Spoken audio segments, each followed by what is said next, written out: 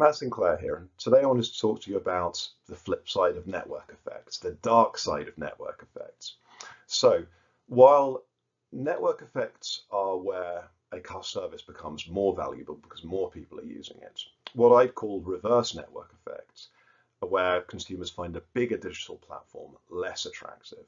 So we're going to step through what network effects are, how they vary, a fun old example of how people think they play out, and then we'll unpack that other side of the coin. So first, simplest version of network effects, called homogeneous network effects, is where the more people to connect with makes the network more valuable. Classic example, if you're the only one with a telephone, there's no one to call, you're having a bad time. This can get more complicated though. Heterogeneous network effects is when you're connecting different kinds of players and enabling them, facilitating them to transact. Classic example here would be a physical market. What the market is providing as a place for buyers and sellers to do business. And buyers need sellers there, sellers need buyers there. But most modern digital platforms are some version of this. So food delivery connects restaurants, drivers, customers. Often you'll chuck payments processors in there. Talking about payments processors, Visa, MasterCard, these are what's called four-party card schemes, and they connect the issuing bank, that's your bank, the acquiring bank, that's the merchant's bank, the merchant, and you, the customer. And these platforms work by bringing everyone together. And the more of each different kind of market participant they have, the easier it is to find the transaction, the more attractive the platform is. Finally, data network effects. This is where having more customers means more data and allows you to improve the product. Recent examples that regulators are rightly or wrongly worrying about would be search engines, digital ads, social media, where more customers allows you to improve the algorithm, allows you to deliver a better service. So all of these feedback loops lead to a concern about a winner takes all, that one platform gets more and more customers, more and more network effects, more and more valuable to a point where it cannot be displaced. And people have been worrying about this for a long time, and I love this example. Do not let the question mark fool you. This is an article about how Rupert Murdoch, by buying MySpace, was going to dominate the internet forever. Why do predictions like this keep being wrong? Think about the digital ads market that I covered in another recent video.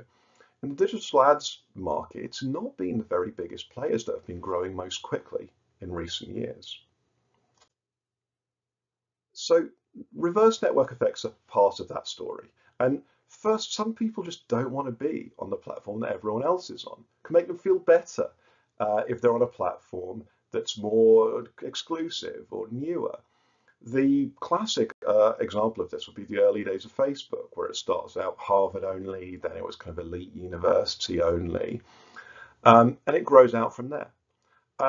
Kids might not want to be on the same network as their parents and their grandparents. So that's going to mean new networks coming in over time to provide that novelty, that exclusivity that bigger networks don't want to.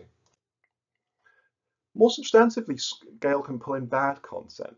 I think it's kind of a truism that the bigger a media platform is, the worse the comments section, right? But if you're on a platform that you think is going to be flooded with content, you can kind of respond in two ways as a creator.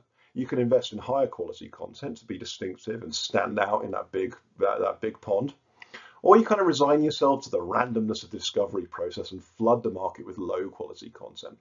If the original fake news, before it became this kind of just generic term of political abuse, was that it was put out content that was eye-catching because it wasn't true, and then because of the size of the platform, the amount of people it would be exposed to, it would often get an audience, go viral, and that traffic would have value. The bigger example would be search engine optimization. Now, sometimes that's about connecting people with what they are looking for, but sometimes it's about either connecting content with hijacking searches that aren't really what people are looking for, or trying to kind of flood a search engine to the point and you just get a lot more of certain well-optimized content than you're looking for. It's degrading the algorithm. And again, search engine optimization investment is going to chase the biggest platforms. But you can go a stage further, of course. You can go to content that's actively harmful, not just lower value. Now, that could be trying to exploit people through fraud or more technical attacks like viruses. The bigger the platform, the more targets, the more vulnerabilities. And so you invest, if you're trying to create something harmful, in targeting a larger platform. The classic example here is that viruses always used to be made to target Windows PCs. And that was one of the reasons that Windows PCs had a bigger virus problem. I think it's modern versions of that. And finally, and perhaps most importantly, in heterogeneous networks, you want more people on the other side of the market. You don't really want more people on your side of the market. Think about that kind of physical marketplace. If you're going in with something to sell, you want more customers. You don't really want more competitors. And so it's a balancing act for these platforms, not bigger equals better. Modern example would be dating apps. The boys want more girls on the platform, the girls want more boys on the platform, or whatever your preference. It's not as simple as more equals better. It's commonplace advice to creators to look out for new, fast-growing platforms where it's easier to stand out. Again, this means that there will be this demand for new platforms where people feel they can make an impact.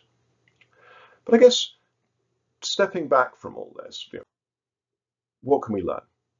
Firstly, winner takes all is not always the outcome.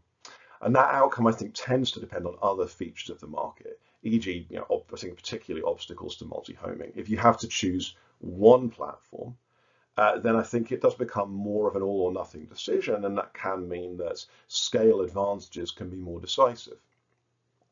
I'll cover multi-homing in another video. It's a really interesting topic.